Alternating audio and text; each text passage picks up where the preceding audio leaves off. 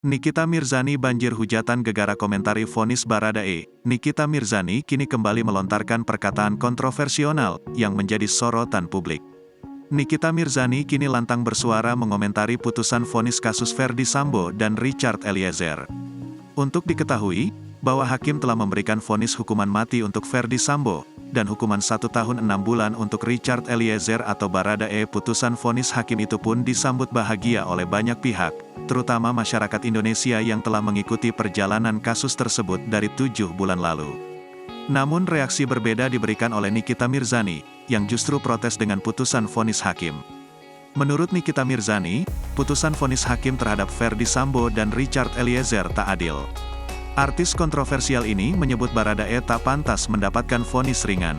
Selain itu, Nikita menyebut kejujuran Baradae itu hanya karena takut dihukum lama atas perbuatannya. Artis yang akrab disapanya ini pun meminta warganet untuk membuka mata terkait hal tersebut.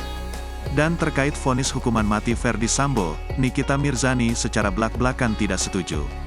Menurutnya, hanya Tuhanlah yang dapat mencabut nyawa manusia. Ia pun meminta warganet untuk menyampaikan ucapannya itu kepada hakim yang memutuskan vonis hukuman kepada Ferdy Sambo. Sontak saja, pernyataan Nikita Mirzani itu menuai kontra dari warganet. Tak sedikit yang menyinggung dugaan kabar jika Ferdy Sambo adalah backingan Nikita Mirzani.